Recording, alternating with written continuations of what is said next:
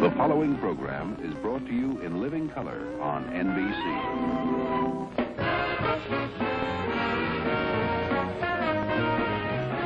From Hollywood, The Tonight Show, starring Johnny Carson. This is Doc Severinsen, along with Tommy Newsom and the NBC Orchestra, inviting you to join Johnny and his guests, Florence Henderson, Candace Bergen, Steve Martin, James Hampton, and 11-year-old gymnast Karen Brackey. And now, here's Johnny!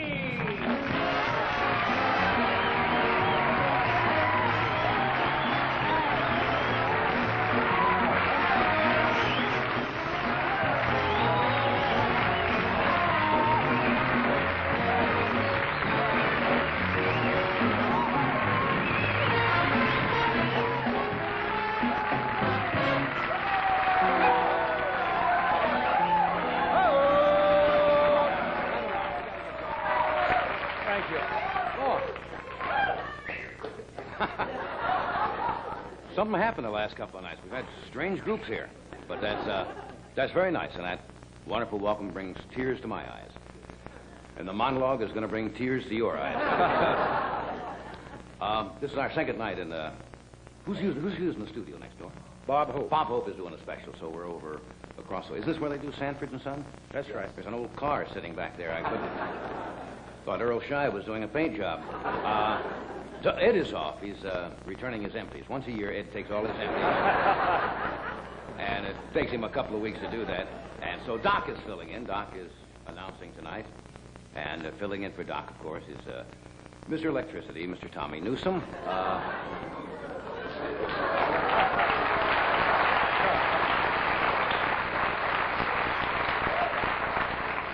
You're really stepping out. That's very stylish. I checked my coat when I came in. What? I checked my coat.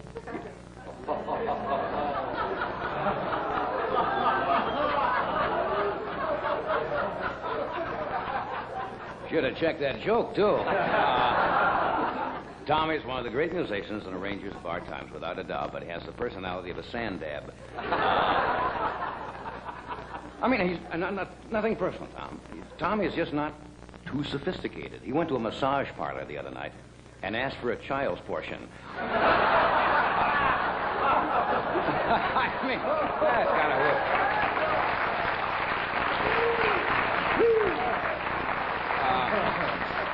weird. Isn't it supposed to be spring here? Today? What happened?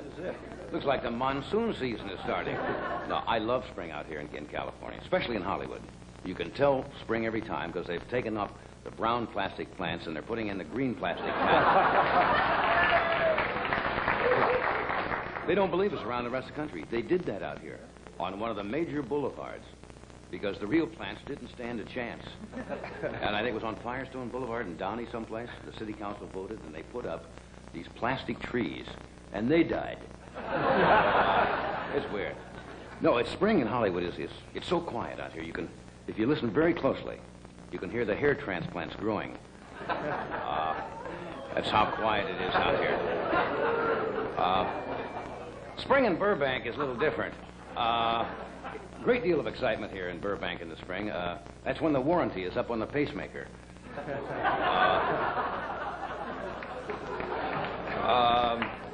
Strange. We sure get. The Swallows came back to Capistrano yesterday. Did you read that? Isn't that amazing? They returned right on schedule to the minute, I guess, after flying 6,000 miles. That's amazing. Now, why can't they get the RTD? Just operate once a day. Let's see what else happened today. I'm in a good mood tonight. I can see that. Well, I inherited... Oh, you go ahead.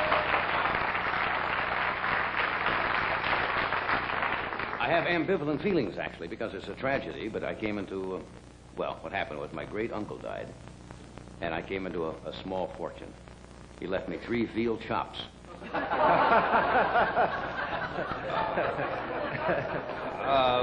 Anyway, no, you don't have to wait for this. We got a food problem in this country, especially meat. You eat meat, don't you, Tom? Meat? Yes. Yeah, meat. See how quickly you forget when you can't afford it? I asked the chef here at the NBC commissary. We have a great chef here, B.B. Rigurgo.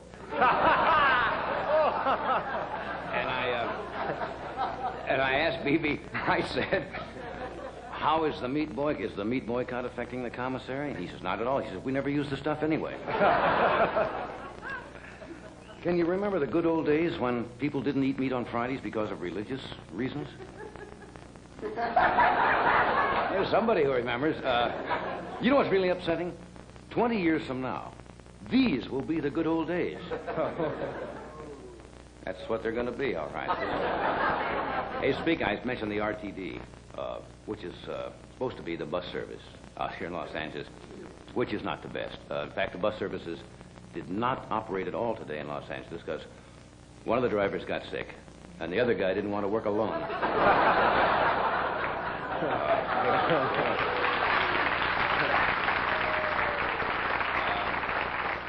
You're all aware, I'm sure, and I'm not making light of the situation at all, except it's in the news. The Indians in South Dakota, Wounded Knee, and have obviously got some very valid points with the United States government. Without a doubt. According to the latest reports, they want to deal with President Nixon personally in the midst of this crisis. And Nixon called Henry Kissinger to negotiate with the Indians, and Kissinger said, hey, don't worry, I got a date with Keely Smith. Well, anyway, you have to go a long way to figure that one out. No, they are asking for, they're asking for the return of their land, respect for their traditions, and just to win one in a John Wayne movie. More than anything. How many from California tonight? I'm interested. About half? You should be proud of our state out here, because I live here now, and I'm Californian. We lead the nation in disasters. According to the paper, a survey they made, California leads the nation in disasters. That's right. They have more, and they top every state in the nation in earthquakes, floods, fires, the General Telephone Company. You ever dealt with the General Telephone Company out here? Strange outfit. I'm saying this now not to sound, like a star status, but I'm trying to get a telephone for my car. And I call them, there's a long waiting list. But they offered to give me a 5,000-foot extension cord. That's what they did. Tonight, we have a good show for you tonight. We have Florence Henderson is with us. We have the lovely Candace Bergen. Steve Martin, who is a strange young comedian who does weird things. James Hampton, who's the name you may not recognize, but the face you will. He's been on so many television shows and a lot of commercials.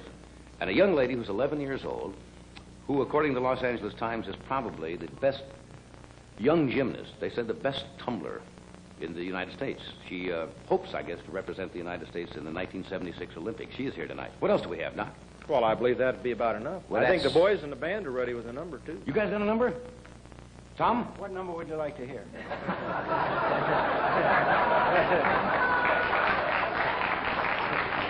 I'd like to hear Artie Shaw and his band, but since we're stuck with you, no, I heard you rehearse this afternoon. What was that great old tune? That was Royal Garden Blues. Was that the Royal Garden Blues? They got that in the books? No. Oh, okay. Well, you can fake it. We'll be with you in just a moment.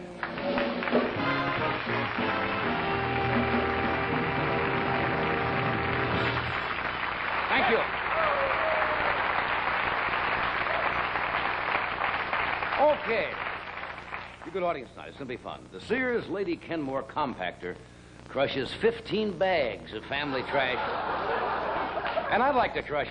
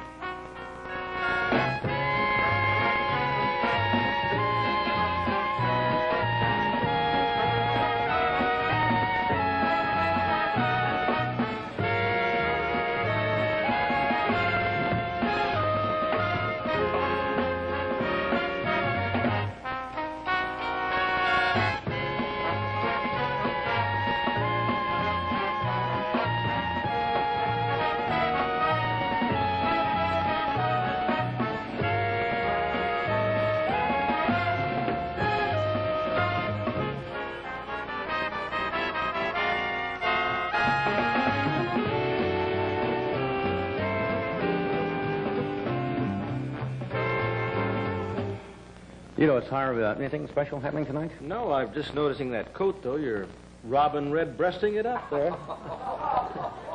Well, I haven't seen a robin. Aren't the they have robins You're the out only here, don't robin they? we need. In You're right. California? I don't think they're here the year round. They are? This is where they hang out in the winter.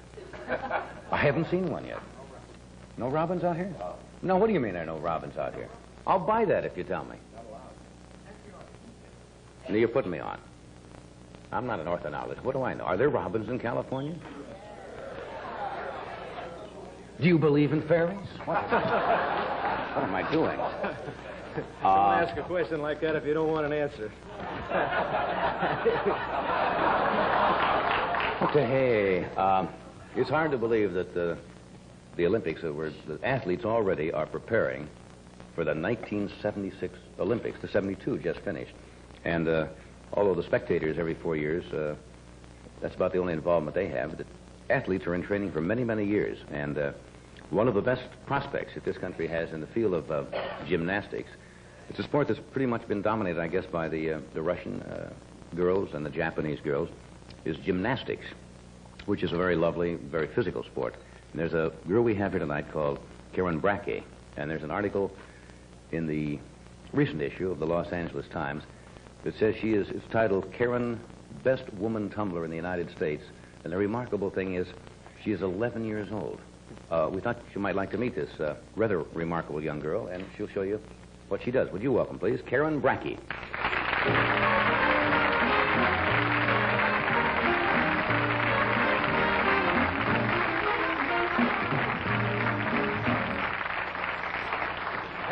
How are you, Miss Brackey? Fine.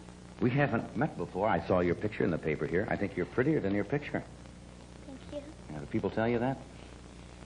No. Yeah. You're 11 years old, huh? Yeah. And how long have you been in gymnastics? Well, when I was 6, I started out in ballet and tap and tumbling, and I got interested in tumbling a lot, so I went to gymnastics, and then I started a year ago. And ever since you've been at it, huh? Yeah. That's remarkable. Were there a lot of girls in gymnastics, or is it mainly a lot of boys, or do you have more boys than girls around in gymnastics? I don't really know about the boys. Well, you will. You will. That'll happen. Now, see, 11 years old, that would put you about in the 4th grade? No, 6th. The 6th grade? I'm sorry. Well, that's where I was when I was your age. Only going by memory, Karen. That's right, of course. That's where I should have been. Now, I know that you have to practice, because we've had a lot of athletes on here before that have gone on to the Olympics, and they have to practice a lot of hours a day. How many hours do you have to practice every day? Well, about a week I practice more than 20 hours a week, and days from 3 to 7 hours. Good heavens. So almost 20 hours a week you practice Yes. gymnastics. Well, what are the other kids doing now about your age? Do you miss anything, you think, with the other kids by having to practice so hard, or do you like it that much? I like it much. You know, what's your specialty now? I know tumbling is one of them, but Yeah. what events do you work at? Well, the balance beam, the uneven parallel bars, free exercise, and vaulting. And vaulting. Those are all very difficult, aren't they? Yeah. Now, see, if you have to spend almost 3 hours a day, how are you? You a good student? Well, pretty good. Pretty good. I know I'm putting her on because you're a straight-A student. Somebody told me also. Yeah. That's remarkable at your age to be straight-A student and then spend all that time. Thank you. How do your friends look at your activities? Do they kind of admire or envy you what you can do? Yeah. They do? Mm-hmm. Yeah. And they're glad I'm in gymnastics. They are. You have a boyfriend at your age yet? Or is that a too personal a question? Is it too personal? of a Too question? personal a question. You're right, absolutely. It's none of my business at all. You're going to be a fine young lady, you are. Your coach is Mr. Doug Mead. Is that his name? Yeah. Are you hoping to look forward to possibly the Olympics? Yeah. That would be a big thrill, wouldn't it? Yes. All right, I tell you what, let's go over and meet your coach. And do you have any brothers and sisters? I didn't ask you. Yeah, I have 3 brothers. Have 3 brothers? Yeah. None of them in gymnastics at all? My younger brother is. How old's he? He's 7 and his name's Robert. Robert is 7. And he's going to be a gymnast, too? Yeah. Well, remarkable family. Well, let's go meet Karen's coach. Okay, Doug, meet. Come on, Karen.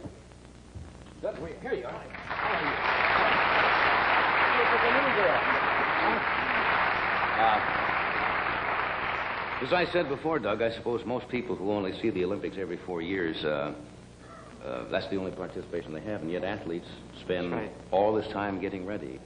Very true. Do you feel that Karen's age? I was reading an article by, I think it was, we've had Kathy Rigby on the show, Yes. and I read an article by her mother once who said that she wondered sometimes with a youngster, with all the discipline and the training, if it changes their normal growing up at all. I suppose it depends on the individual himself. That's true. I think Kathy's mother has felt that way to a certain extent. Mrs. Brackey, on the other hand, feels that Karen undergoes a very normal life. Her school is very normal. Practice and so forth just fits right into everything. Well, from what we've seen tonight, she looks more normal than most people I know. What's she going to demonstrate for us? She's going to go through some of the basic tumbling, then we'll work up to a little more advanced tumbling. Okay. And I'll try and explain exactly what she's doing as we go along. You don't mind if I stand on the sideline, do you, Karen? No, we'll both stand right here. She's got to take off her sweats here. All righty. Just a second. She's going to start out... I always tell audiences that anytime you see anything that a girl does that you don't think you could learn in a couple months, that must mean it's pretty good. So why don't you all just go ahead and applaud and let Karen know you're here. Good. There she is. Okay. Karen will start out with some very basic moves. They'll illustrate some flexibility and some control. Start out with some front walkovers, if you would, please, Karen. This is a ballet move, illustrating form, control on her hands, nice straight legs, tight arms, tight waist. Okay. Good. This is one of the most basic moves in gymnastics. Now she'll do the same move going backwards, back walkovers. This is a move that must be learned by men and women in the sport. Back walkover. She has to keep that extension, huh? Yes, she does. Extension in the legs, extension in the upper body. Very nice.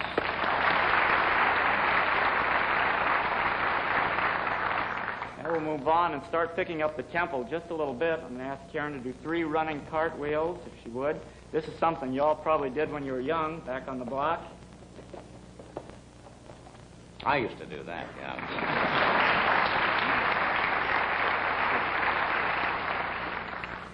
Now she's going to take the basic walkover that she did, and she's going to work it a little harder this time. She's going to do what we call running walkovers. Now, before she starts, I want you to be aware of a couple things. Watch how she springs off her arms. Tremendous power in the arms and shoulders. Okay, a series of 3 walkovers, please. Oh. Very nice.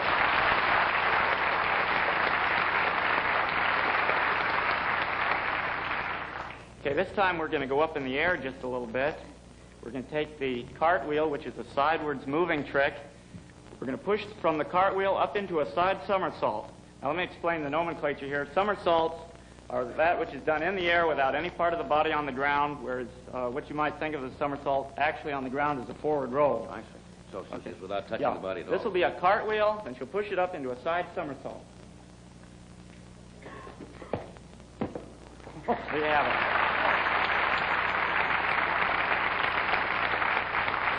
Okay, now we've worked some frontwards moving tricks. We have some sidewards moving tricks. So now we're going to get moving backwards. Y'all probably ask, how are we going to get moving backwards when you come down the runway going frontwards? So I'm going to show you how we get turned around. Karen will do just a round off.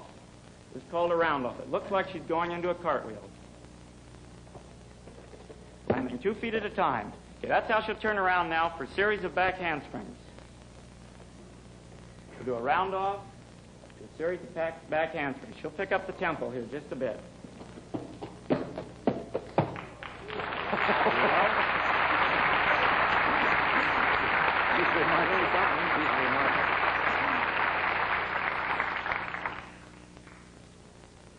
Okay, now we're going to mix the forward moving tricks with the backward moving tricks.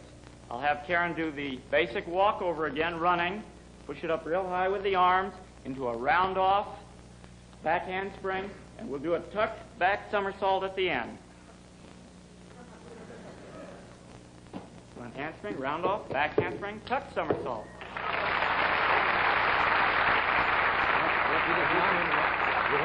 We'll do this. Can you hold 1 second and come back?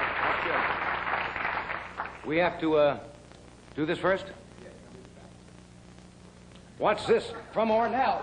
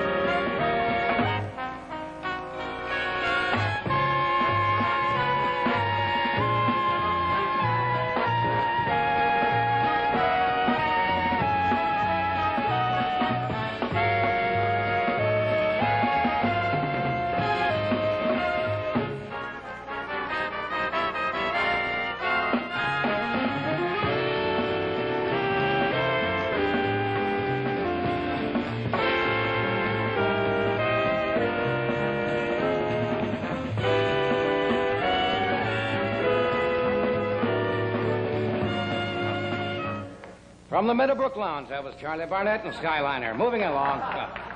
We're talking with Doug Mead, who is the coach of the young lady, Karen Brackey, who is 11 years old, and we hope, I guess you have hopes that Karen might be ready for the 76 Olympics. Certainly, that would be the ultimate as a gymnast. Okay, she's already done some things. What's she going to do for us now? Okay, now she's going to work a little more power. Instead of working the front work in with the back work, we will work strictly back work now. Mm-hmm. She'll do the round off to a back handspring, and then a tuck somersault.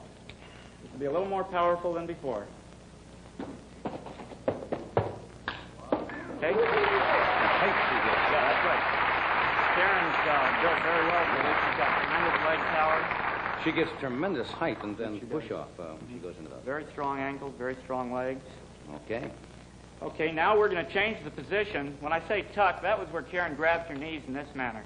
Now we'll hold the body in a rigid position on the somersault, and this is called layout.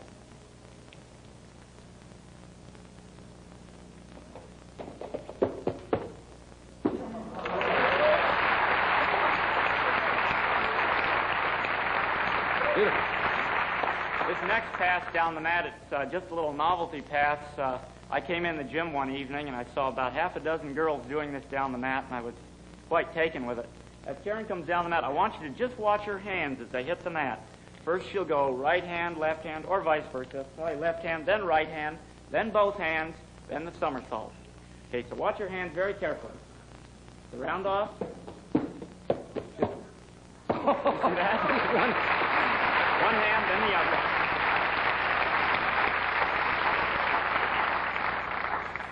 Johnny, Karen is involved in a very heavy competitive schedule this year, and the risk of injuring a leg or a limb is quite great. So this next pass, I'm going to assist her on it. This is called spotting. Mm-hmm. What she'll do is the round-off back handspring, back somersault with a full twist.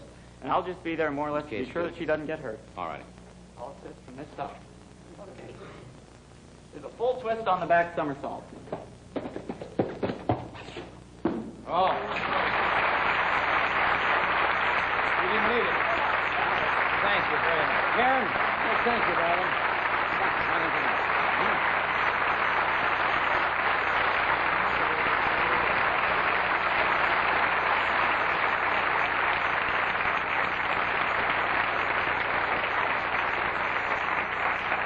That's remarkable, isn't it? Oh, I don't believe it. 11 years old. What were you doing when you were 11? Learning to tie my shoes.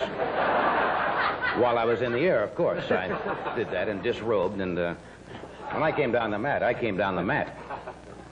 What do you do when your nose is all stuffed up from a cold? Watch this.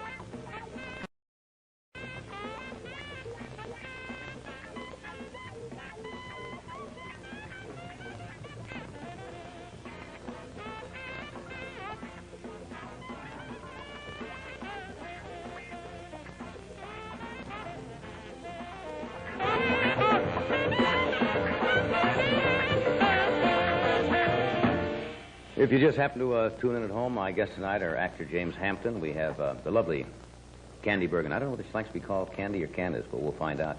And Steve Martin, crazy comedian. And this good friend of ours who just closed 4 weeks in Las Vegas with Bob Newhart. And she spent her time there with the Newharts and Don Rickles and his wife. And then she went to Detroit, I understand, for one day and got snowed in the airport with Larry Kurt, who was on the show last night. So here in search of sanity is Florence Anderson. Florence?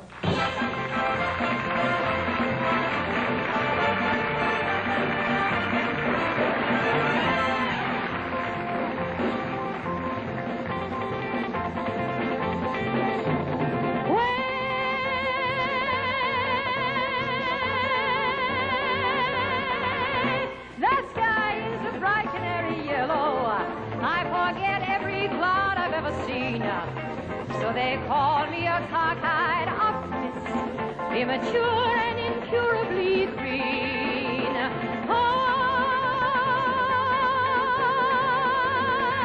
have heard people rant and rave and bellow that we're done and we might as well be dead. But I'm only a cockeyed optimist, and I can't get it into my head. Is fallen on its face and hasn't very far to go. But every whippoorwill is selling me a bill and telling me it's just a song. I could say life is just a ball of yellow and a pill more intelligent and smart.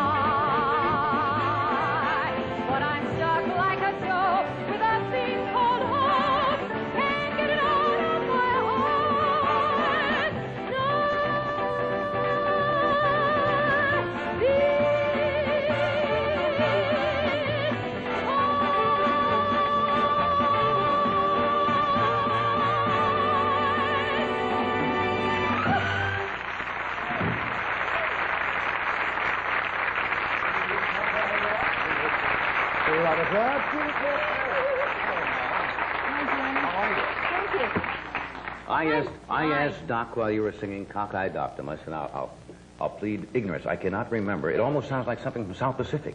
Right. You're absolutely right. You said that, You didn't did it again. Yes, Yes. Nellie Forbush sang that. I haven't heard that for a long time. Yeah, it's kind of fun, and we just updated it. Yeah. You know, there's so many good songs like that. Did you really spend a whole month with Bob Newhart and Don Rickles and his wife? Yes, with Bob Newhart and Don Rickles. You should be ready for a home about now. Yeah, I've called Orchard Gables, and I've made my checking reservation. in, are you? Yeah, it was really an incredible 4 weeks. Well, you know what it's like anyway to Oh, work yes. 4 weeks in Vegas. There's no days off, 7 nights a week, 2 shows a night. You know, you go kind of bananas anyway. And really, though, they saved my life. Don Rickles, I mean, he's just always on. You know, he says, oh, yes, she's singing The Sound of Music, but she's really outside working the lobby. Yes, Don. Yes, hi, Sailor. Glad you're doing all those things. Oh, yeah, hey, Sailor. Oh, yeah, she acts like she's really cool. Brady Bunch, forget it. She's out working the lobby. Try to pick up Sailor. He really is crazy. But what happened there, opening night, was my birthday Yeah. in Vegas. And quite unknown to me, they had a big surprise rigged up. And they brought out, at the end of Bob's act, they brought out a huge cake. And Bob had everybody sing Happy Birthday. And it was a very sweet thing to do. You know, for a comedian to cut his act short. I mean, that's really incredible. A birthday party. Right? For a singer. It's almost unheard of. I can just see some guy in the front row who just dropped 10,000 at the table, so singing Happy Birthday. Happy birthday to you! That's got to be thrilling. Yeah, no, they weren't. I guess there were a few that weren't too thrilled. But at any rate, we had a great 4 weeks, and Burt Reynolds came. Yeah. And Merv Griffin, and it was really very exciting. We talked a lot about Arizona when he was there. And, never mind, we won't go into that. But at any rate... No, I know it's not like that. On closing night, I wanted to do something for Bob because he and Jenny had been so sweet to me during the 4 weeks and really included me in everything. So I thought, what could I do that would be different for Bob Newhart? And he really is a very shy person, you know. Yes, he is. He's Very not quiet. an extrovert by any, Only matter. when he has a little drink. Yes, he was on last night, you know. Did he have a drink? No, I kid him that I've been out with him. Yeah. We both are not good when we've had a drink or two. We're very kind of quiet, and then, a couple of drinks later, it's take the lampshade and have some orange, so I know. Yeah. Well, anyway, it was closing night, so I thought, what could I do? And I asked Jenny, I said, what is his heritage? You know, where is he from? She said, Alsace-Lorraine. I said, Alsace? What? Alsace-Lorraine? So anyway, she said, French-German. You know, that's his I heritage. didn't know that. So I thought, well, I have the great idea. I had a giant pizza made. It cost me $25. Bob, I hope you appreciate it. No, $25, a giant pizza, just really huge. And I said, dear Bob, thanks for the memories. And so wheeled that out. And he was totally, you know, he was just absolutely wiped out. He didn't know I was going to do it. And I had a cake for him and everything. So at the end of that was the end of the first show. At the end of the second show, he couldn't bear not to top me. So at the end, you know, I did my act, and I'm taking my big bow. They bring out Barbara Rickles, Don Rickles' wife, Jenny Newhart, and Bob Newhart come out with 40 roses, an old plate of cold pizza, a piece of stale cake, and they give it to me. It's a closing night present. I thought that. Sweet. I thought it was very sweet. Sweet person. Wasn't it nice? Yeah. So this is fun up there. I thought it was very nice. It really. And then after that, I had a, well, you know my traveling. You got snowed in, somebody said, in Oh. Detroit. Well, Larry Kurt was on last Was on night, last right? night with Bob. Well, we came back on the same plane. We were both in a blizzard in Detroit that you wouldn't believe. I was going there to a wedding for our best friend and got snowed in. My husband never landed. He just flew all day. You know, never could get down to the wedding. And Well, they had to land somewhere now. no, he's still flying. Still flying? Yeah, Ira, just up there flying around. He's going to come down one of these days. No, but it was really a horrible experience. Well, you saw it on television. The It was weather terrible. back there is We were incredible. driving on the country roads one night after the rehearsal, wedding rehearsal dinner, and I saw a lady standing on, you know, in the snow and everything. I said, we better back up and see what's wrong. So I opened the window, and, you know, it was a window that opened this way instead of this way. And I had my head stuck out like this, and we hit a tree. And, oh, hurt my ear. It was terrible. Yeah, it was really an unbelievable experience. And the lady said, we said, can we help you? She said, did you know you folks just hit a tree? I How said, could you thanks tell? a lot. Well, it was a big bump. Very big bump. Snow must have been very high. It was really, oh, you have no idea. In like 12 hours, the place was just completely snowed in. Drifts, people couldn't get anywhere. And then we got on the plane to come back to L.A. finally. I got to the airport. Couldn't get to bed at all because we had to worry about getting to the airport. It was just really horrible. And there's poor Larry Kurt schlepping in. He said, I got to go do Johnny's show. Is he coming out here to do the show? Yeah, he was coming out to do your Well, show. that's funny. So anyway, we get on the plane, get to L.A. finally, you know, where the sun is shining beautifully and everything. And I have to be at rehearsal, like right away. I run home, get my dancing shoes, run to rehearsal, which is in the Valley Music Theater. And so did that, rehearsed everything, coming home, right? I'm driving. Now, I've been up for over 24 hours. I'm so exhausted. I take a wrong turn on the freeway. I'm not too familiar. You know, I just moved out here, right? Do you know where That's I wound up? I would guess Baja California. Because once you No. get on, they forget it. I wound up in Sylmar. Sylmar, right, I've read about that. That's where the earthquake almost That's right. hits, right? I get out of I get out of the car, go to the filling station, and I said, could you just tell me maybe how I could get to Beverly Hills or maybe to the Ventura Freeway or someplace that's near that I recognize? He said, no, I have no idea. I said, well, what do you mean? Yeah, you live in California. He says, I've never been out of Sylmar. Now you know why. Because once he got lost and he ended up somewhere. Do you know that I had Have to you stop- ever, you don't know California that well. No. Have you ever seen the interchange down at Los Angeles Civic Center? Yeah, well, Where the that's San not- Bernardino and the Harbor Freeway. I worked down there. And the 18 other freeways, Santa Ana, all intersect. If Yeah. you take the wrong turn there, you can raise a family Do you know? right on there, and the rest of your life do nothing but go around. The kids will go to school and grow up, and you will never get off of that interchange. I got off that freeway. I wound up, I don't know how many different ones, but I got off at least 3 times and said, okay, I'll get on going north. And I get on going north, and I'd be in the San Francisco Mission Band. I don't know where I mean, it was just, no matter where I went, and I was getting frightened. Have you thought of getting a map? Oh, well, no. You know, ladies don't read maps. No. Husbands are worse than women, really. You ever seen a guy, it's something about his virility. He will not admit he's lost. That's true. I plead guilty. My wife will say, why don't you look it up? I know how to get there. And now you miss the turn, you know you're lost, but there's something that impinges on your intelligence. You I must cannot admit, bear to admit that you're Johnny, lost. I did call home, and I spoke to Ira, and I said, because he's very good at reading maps, and I said, would you please I think I'm in Sylmar, and I'm at this place. He said, it isn't on the map. Wasn't even on... It wasn't on the map where I was. It was incredible. I was just in one of those places, like Shangri-La. Something else about asking directions from people, and we've all been guilty of it. And I swear, if you stop and ask somebody for directions, they do not want to admit that they don't know. So they'll say, invariably, almost anything. Yeah. You ever notice that? Oh, yeah. I've had it when I was in New York. People say, I want to get to the so-and-so. Ah. Go up 54th and cut over to 8th, and then you can come back and 53rd. And you know you're lying, but you don't have the courage to say, I don't know. It's true, right? You go into a gas station, the guy says, two lights down, turn left, and right over the Slauson cutoff. No way that you're going to get there. I know. Because they lied. Well, I'm lucky to be here tonight, Johnny. That's And all I'm I wanted glad to you're say. here. So am I. Let me do this, and you're going to do another... Yeah, I'm going to do course. 5 handstands and 4 turnovers. And Was 7 that flips. incredible? She was incredible. Just beautiful. We will be right back after word from one of our sponsors. Yeah.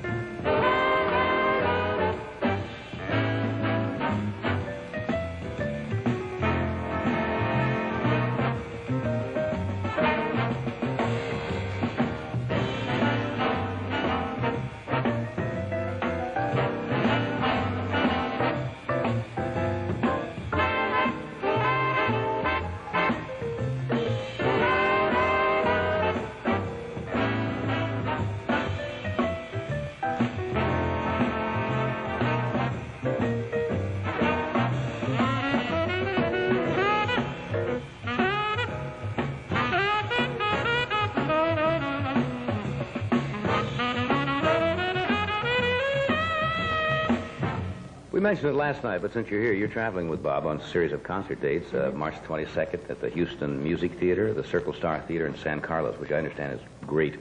Yeah. That'll be March 29th, and then in Chicago on April 5th at the Mill Run Theater. Right. That should be fun. Bob's a nice guy and a Yeah. funny man. I didn't tell you when I came out because I was so excited that just before I was ready to come on stage, the prop man gave me a big piece and said, Bob Newhart said to give you this. Is That a good piece is luck. going to follow you Yeah. all over, isn't it? What's the number you're going to do? I'm going to do a marvelous song from Pippin called Corner of the Sky. That's a great show. It's Yeah, a great show. great show. All righty. Here he is from Pippin. Corner of the Sky. Plenty of time. Stand till ready.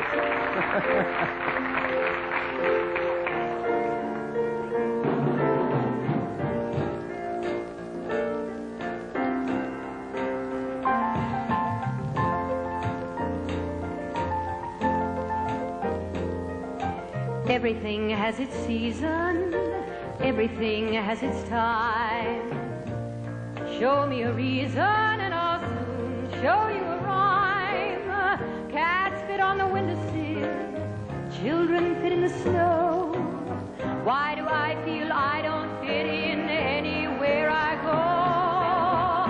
go? Rivers belong where they can ramble. Eagles belong where they can to be where my spirit can run free. Gonna find my corner of the sky.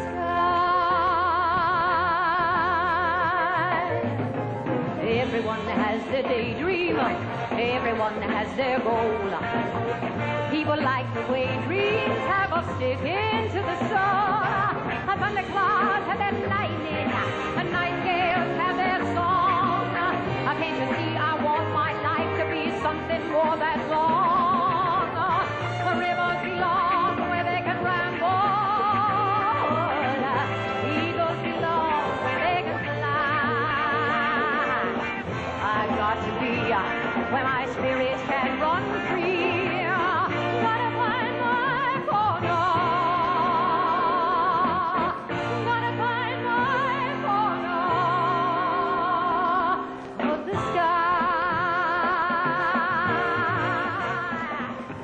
So many do seem destined to settle for something small. But I won't rest until I know I got it all.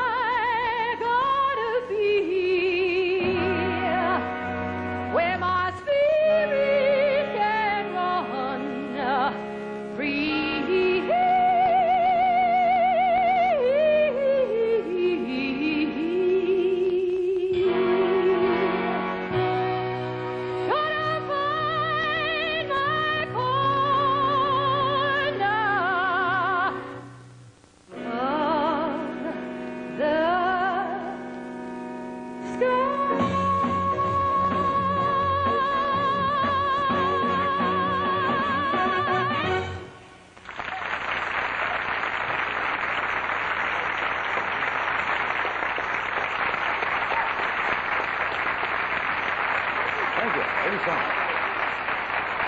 Nice song. Pippin. Currently, that's still on Broadway, is it not? Oh, yeah, it's a tremendous hit. That's the Bob Fosse choreographed. Bob Fosse. Yeah. Stuart Ostro, my husband's the general manager. Yeah, I didn't know that. Yeah. Didn't know that. Nice. All right, we'll do this, and then Steve Martin is going to join us, and Candy Bergen, and James Hampton before the night is out.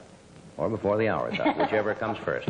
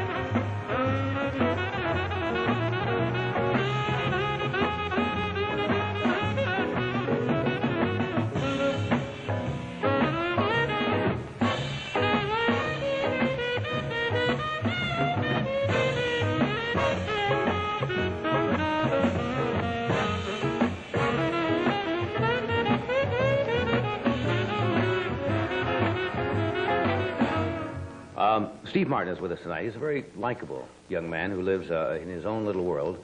And luckily, his own little world is a very funny one. He comes up with some strange things. He will be playing some college concerts this weekend in Texas, New Mexico, and Kansas. And he'll be at the Troubadour here in Los Angeles next month. I haven't the slightest idea what he's playing tonight. So we'll find out together. Would you welcome Steve Martin? Yeah.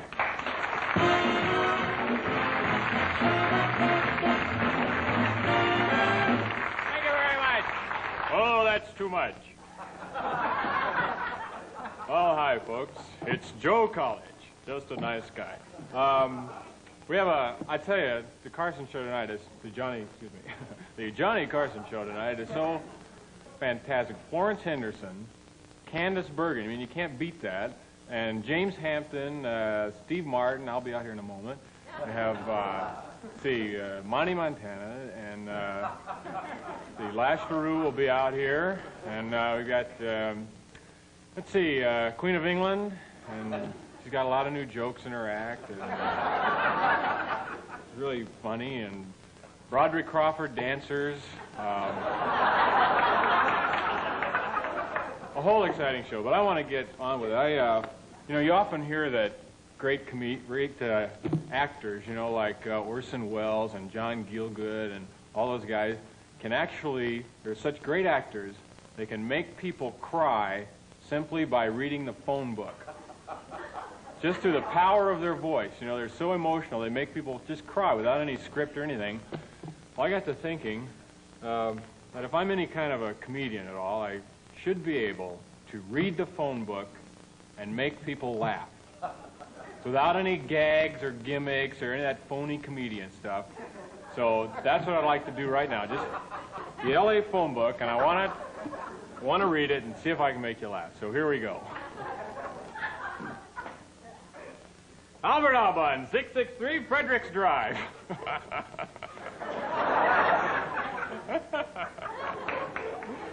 Susan Adams, 2323 Hollywood Boulevard. Oh, I got 1 million of them. Iris Jordan, 27 Chowski Street.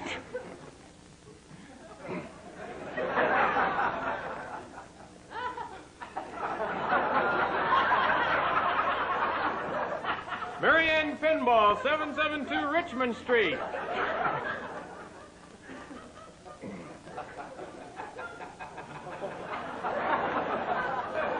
Judy Bucksbaum, 48 Albertino Drive. Forbes Clinton P. Caruso, 98 98th Street.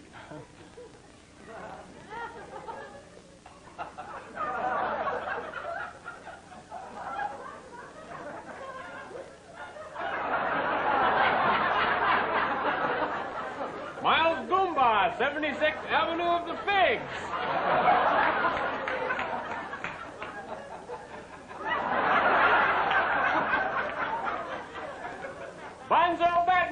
47 Banana Boulevard.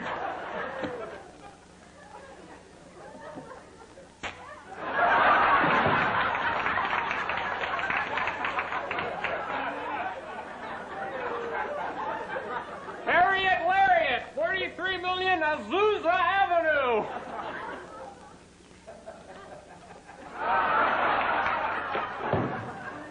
Norbert Nunu, 43 Bob Street, Yaco, California.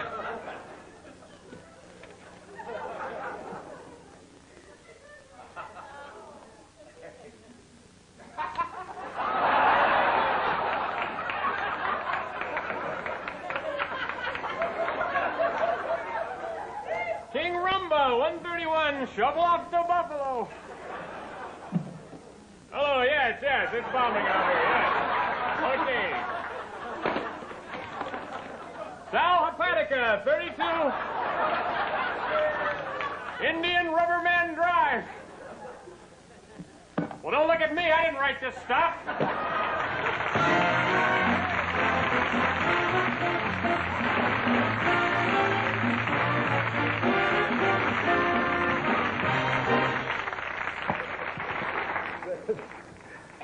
Luckily, you don't resort to any shoddy, No. cheap tricks. I would like to get serious just for a moment. It's a funny premise. I think your audience made a fool of themselves.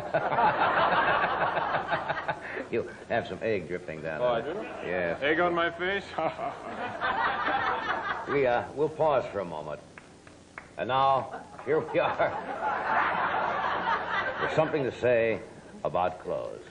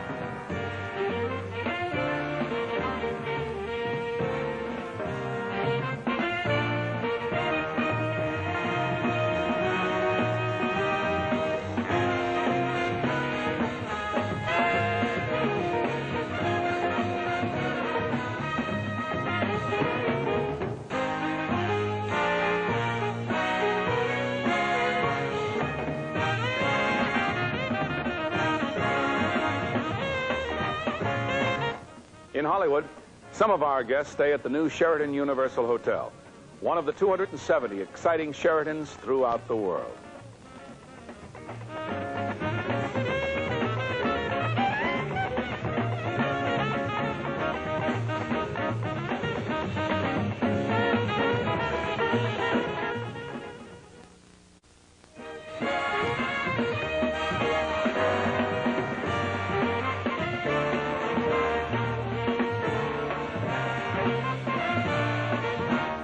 We are back. Along with us is Steve Martin and Florence Anderson. Candice Bergen will join us in a little while, and James Hampton. You've been on the show, what, half a dozen times, something like that now? About 7 or 8 times. But every time it's craziness. Not funniness. Just Oh, no, crazy. no, that's funny crazy. Most people, when they start off with impressions. Every comedian I've known does impressions for some reason. I guess it's easy, the material is there, and if you can come out and do a Cagney or a Bogart, Yeah. Well, a lot of you're people halfway like, home. You know, a lot of comedians do like John Wayne. You know, it's like, hey. And then there's, You do that very well. thank you. It's just a mastery He's just of the technique. getting the And rhythm then, of the voice. Here's one you don't see. This is a man sitting on a couch. There's a couple other ones I do, too. I like to do some letters for you. This is something that most comedians and impressionists don't do. This is a capital I, and there's a small I. These are great impressions. Yes. And Marcel, you think he's a great Right. mime? This is an impression of Marcel, and I sort of have to watch and just try and figure out what I'm doing, you know, what Marcel is doing. So here, I'll step over. You see all right here? Okay. In just a second.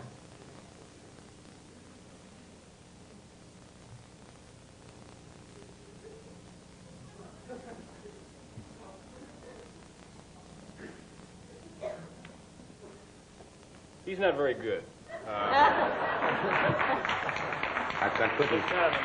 Just what are we supposed to guess? What? No. No guessing at all. That's There's no it. guessing. That was just a stiff. That was obvious. Where are you going? Where do you play? College concerts now? Colleges, and I just finished the Sahara Tahoe up Did in you? Sahara. I mean Tahoe. And Same thing. same thing is right. And let's see. Do they like you up there? I would think you'd do very well. Yeah, it's during the winter time. It's kind of slow up there, and then the audiences are worse. No, it's no, it was all right. It was on Saturday night. It was packed, you know. Yeah. And that was very good. And I only worked three nights. Oh, that's great. It's going real well, though. Yeah, and we're doing a concert in Wichita, Kansas, a 12,000 seat auditorium. Oh, that should Sunday be, night. That should be great. Yeah, it's going to be great to hear that echo. Hello. Good evening. Yes. Oh, they play a recording of laughs for me. No, they don't. You haven't got any problems.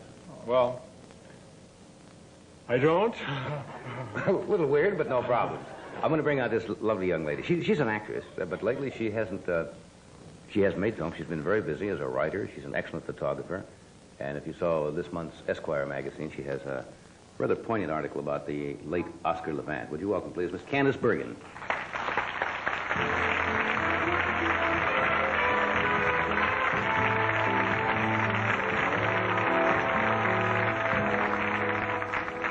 Good to see you again. Thank you. You have such a remarkable face.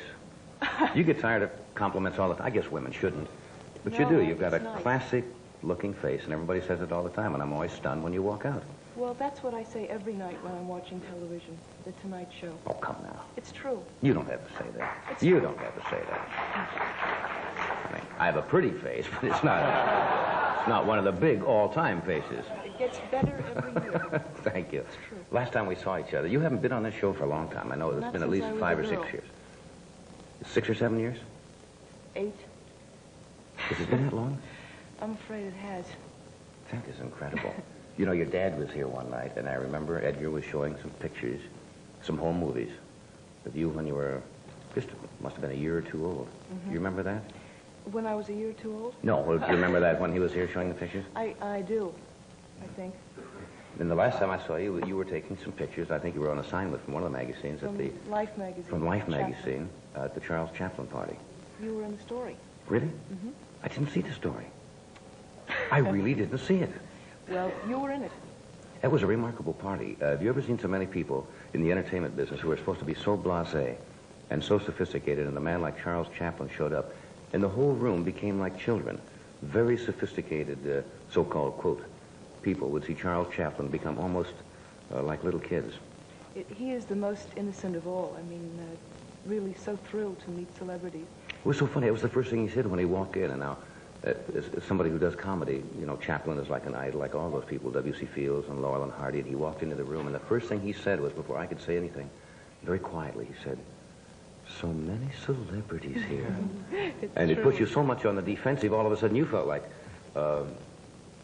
the star. He was very, very clever. Why did you start to do the photography? You haven't done pictures for a while. Well, I've done photography and writing Right. since I did the group and since I was in college. And when I didn't do movies, I would write the other months of the year. And I haven't done movies for a couple of years because I like doing movies, Yeah. but I don't like doing bad ones. Yeah. So I decided I'd made too many bad ones and the good ones were nicer. And that I would wait till a good one came along. It's nice to have a choice. It's very lucky to have a choice. I'm very grateful for that.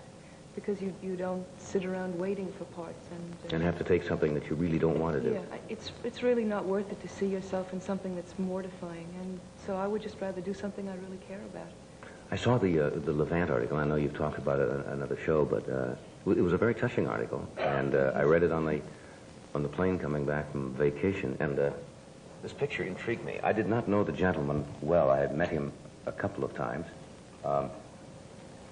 It was almost a tragic comedy type of figure. in his later years. Very moving man. Very within himself. How long was this taken before he died? This was taken in April, and he died in August. Yeah. You hit it off right away, didn't you? Yeah. He can be very really got along. acerbic in certain things that he says. Well, he loves doesn't like you. pretty girls, so that is a good in. Right. And I just fell in love with him. I really had great fantasies of being buddies and, going and visiting him. And he was childlike in many ways. I mean, a very. great wit He was and a certainly an little kid. intelligent man, but also very childlike in his attitudes. A very special man. You've been scurrying around, Freddie DeCorv was telling me, because you recently took a trip to Nairobi, and you took a lot of pictures, and we were going to show them tonight. And we my can't. printer. And what happened to the pictures? My printer betrayed me and didn't turn up with the prints in time. I had prints of a witch doctor that I stayed the night in his village. And Let's talk about it anyway, because it's fascinating, and I've said this so many times on the show, people are probably getting tired of hearing the repetition. I've never gone to Africa. I've always wanted to. What was the purpose? Just as a photographic expedition? It was an assignment from a terrific magazine called Travel and Leisure, and they sent me to Kenya to do a story on the Maasai, and then they said on my way home to stop in Ethiopia and see if I could interview the emperor. And so I have been to Kenya twice before, and Africa, Kenya is really my favorite place. I like it very much there. And it's quite extraordinary and fast losing what its extraordinariness. And the Maasai are the most extraordinary people of Kenya. They're very tall warriors, very tall, are they not? and more than just being physically staggering, they're incredibly intelligent and very funny. They have a wonderful sense of humor, and they're very fierce warriors. You don't speak the same language, though, right? No, Maasai speak a language called Ma, and then they speak Swahili, which is the sort of lingua franca of Kenya. So when you say they have a sense of humor, how do you know? Well, because while they're dressed in these kind of sheets and hold spears, and they put ochre in their hair and rub it on their bodies, and they look like what we would call primitive people, and the tourists will come up to them and try to photograph them to take home a picture of the savage. Then the Maasai will suddenly, because they're really feared by even the government people as these fierce warriors, they're very powerful and very frightening, and they will suddenly look at you and lunge at you with a spear, and you think you're going to die because you think, well, I'm going to be killed by a Maasai. And they're putting on the tourists? They suddenly break out into this big grin, and it's like they do impersonations of natives for the tourists. I think that's great. Can you hear them talking to themselves? Here they come, Harry. Get ready with a spear. Sounds like a Newhart routine, doesn't it? Okay, he's going to take a picture. Okay, you want to move with a spear now? Get him. That's funny. And they put them on. Incredible. The funny thing is that, Americans come over expecting to see these primitives and these pagans, and they see people who are a step ahead of them all the time. They're there with their cameras and tape recorders. And the Maasai just have a terrific time. They laugh, and they just think it's very funny because they have this kind of innate superiority where they just feel that Maasai are the chosen people. And it's a very healthy kind of superiority complex. We had Margaret Mead has been on the show, the famous anthropologist, several times. And they're not a particularly monogamous tribe, are they? I mean, they... Oh, no. No, monogamy is not their focus. Sort of first come, first served. Smorgasbord style of marriage. They measure their wealth in terms of cattle and wives, and the more wives and cattle you have, the wealthier you are. And this witch doctor that I saw, because I was doing a story on sort of Maasai and what they're becoming and what they are, and I saw a Maasai gynecologist who was very unimpressive. And, a Maasai gynecologist? Well, wouldn't that be a great one for What's My Line? Can you see the panel going crazy on that? Maasai gynecologist.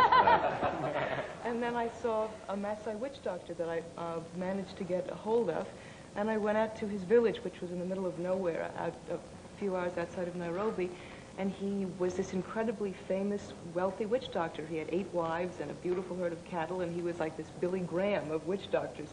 And he was a total knockout, and I got there, and he said, because I wanted to know the secrets of being a witch doctor, and he said, well, I can't tell you now, he said in Maasai, because I have to be drunk when I perform witchcraft, otherwise the spirits don't come through. And he said, it's a totally, unconscious thing, I have to be plastered.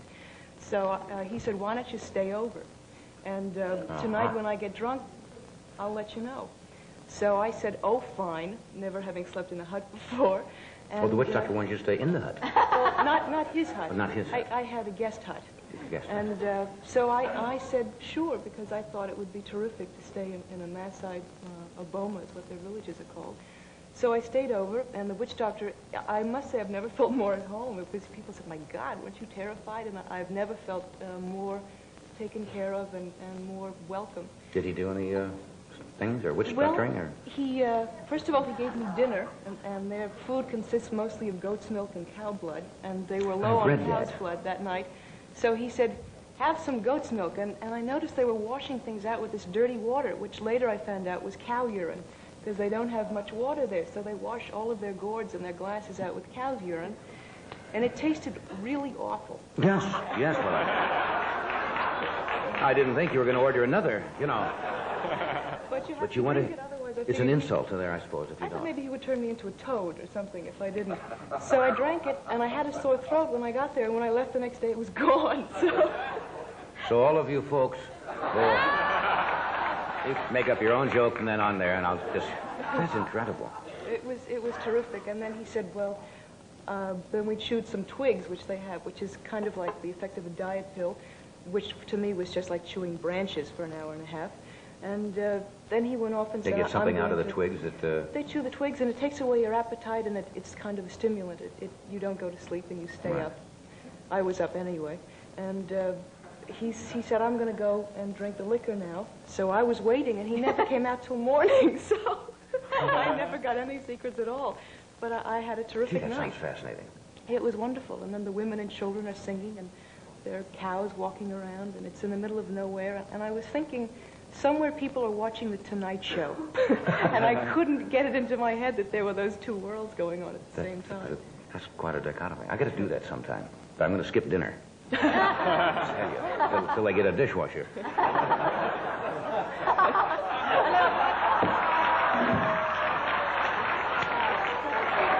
Oh, the Pepto-Bismol people lucked in, didn't they? If you have people who are counting on you, here's something you can count on. Pepto-Bismol, recommended by witch doctors.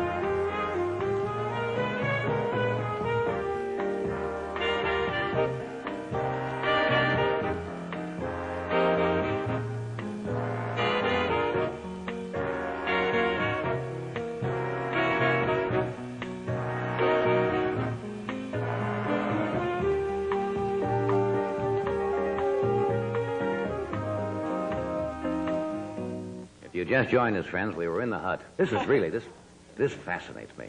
Were you scared at all? Well, I wasn't scared at all, and I was thinking how interesting it was that I'm really scared at most parties that I go to and very uncomfortable, and that I was with the Maasai really in the middle of nowhere and felt totally at ease. It was only when I got into the hut to go to sleep, I thought, that I got nervous because I have claustrophobia, and these huts are very small, and you kind of have to crawl in through a tunnel, and they're made of cow dung and sticks, and they have no windows and a fire, so it's like sleeping in a barbecue. And they have a bed of cowhide that you sleep on, and I thought I would get a private hut, and instead there was an old woman and some baby goats and this Maasai man that was my translator. And so I was lying there trying to fight off claustrophobia attacks, and suddenly I heard the heavy breathing next to me, and I was thinking, gee, we're all one, brothers under the sun, and suddenly I kind of felt this lunge, and he had really chewed a lot of twigs. I went outside with my healthy bedspread and slept with the cows for the rest of the night. Maasai made a move, huh? Well, Maasai aren't dumb. No, they're not. I wouldn't blame them a bit. And they're used to being able to move on any women that they want. Well, yeah, in their society, I mean... In their society, so... Wife means nothing if a woman is there. dumb white girl comes. Yes. And anyway, they were really wonderful. That And sounds great. I woke up with a cow licking my head. So, Then you went to Ethiopia and photographed Haile Selassie. yeah, I was very excited because I'd never met an emperor before, and finally got in to see Haile Selassie, who was really at that point in a kind of crisis. The crown prince had a heart attack, and he had just come out of a meeting with all of his ministers, and Princess Anne was in the country, and so I felt that it was really an inopportune time to interview this emperor, you know, that this woman who got in only because she's an American actress, that somehow I felt he had better things to do, like run a country. So that I really didn't get the kind of interview I wanted, because I was quite sensitive to the fact that he was just weary and exhausted, and talked with him for about a half an hour, and he is a wonderful, very dignified, a very powerful presence. He's very elderly now, isn't he? He's 82, and he's very small, you know, but because of his presence, he seems to be a very imposing man, but he's 5'2", and he has a Chihuahua. And I thought, how interesting that a guy 5'2" would have a Chihuahua, not a Great Dane. And this Chihuahua runs around and Chihuahua goes... makes you look bigger, though, if you got a Chihuahua. When you're 5'2", it's tough. Yeah. And You mentioned Princess Anne. Now, I want you to be real honest. I've seen pictures of Princess Anne, and I'm not trying to be patronizing to royalty, but even I the don't know why not. fashion editors say is she a little dowdy? She's such a young girl, but she always looks. does the word constipated come to mind? Really? I didn't know what that look was. I thought that was just a haughty, regal bearing. I didn't know. That's why royalty always has that look. You found her a little... Well, I had just come from seeing a hyena man up in the north, so they kind of pulled me into a reception for her with sneakers and blue jeans on, and I was really a mess. And she looked like she wanted to have a tetanus shot before she came near me.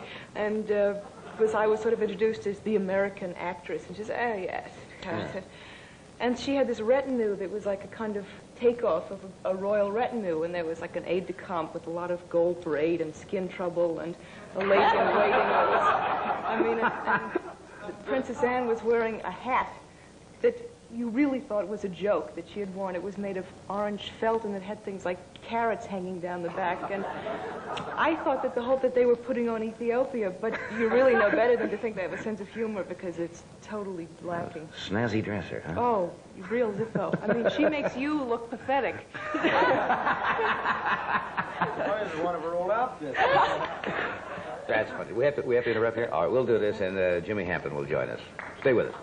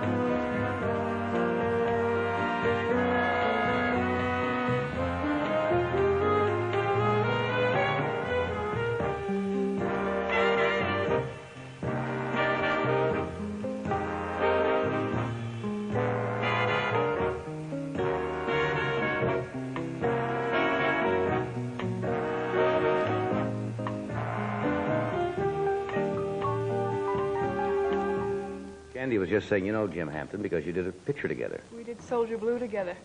Yeah, he's a very amusing man, and we're short of time tonight, but Jim said he didn't mind coming out. We were short of time the last time he was on.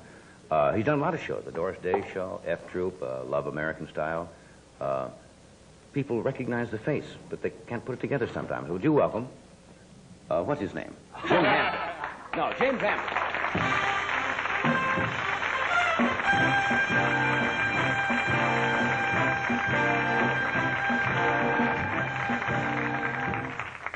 We did it to you again tonight.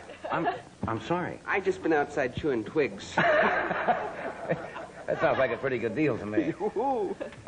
Them cows ain't dumb either, you know. Licking your head. Good morning. Well, did you really do it? You did a picture together? Yeah. He got his head blown off. You got your head It was blown off? interesting. They made an appliance with my eye hanging out, you know, plastic eye, and they just got it on, and we just got ready to shoot. They said, lunch? So I went to the lunch table, and people said, I don't think so. Oh, I have to eat tuna? No, I don't want the tuna. No. Pass. I don't know whether we got into this the other time about people recognizing your face, but yeah. not putting the name together. Yeah, that's right. Well, I'll give you an example. My wife and I, about 4 years ago, we went on a premiere, our first premiere. That's very big out here. I felt pretty important. I bought a black velvet suit, you know. My wife was all dressed up. And as we were pulling up in our Volkswagen, a guy, we were about 2 cars from the where they greet you, you know, and the guy with the microphone, Army Orchard and all that, you know, and a guy stuck his head in our window, and he just looked at us with his fierce look, and he turned back to the bleachers, the other fans, and he said, "Nobody!" Oh. They do that. They're cruel. They're cruel. The worst thing that ever happened to me was I'd done F Troop and a few other things, but they really, you don't know who I am. Usually they kind of go, you know. And so I was in the supermarket, my local supermarket, and we were having a party that night, and so I was getting chips and Cokes and things like that, and I left my cart at the top of the aisle, and I ran down to get some dip or something, and I ran back and I started to put it in, and I started to push off, and I see these 2 little ladies by the dairy counter, and they're going, so I figure, my public, you know. So I paused by the potato chips, you know, and I struck an actor pose type? Shot of my profile, you know, and sure enough, this one little lady walked over, and she said, "Excuse me, young man." I said, "Yes, ma'am." She said, "You're pushing our cart." This is not your life, is it? We're going to come right back. I did it.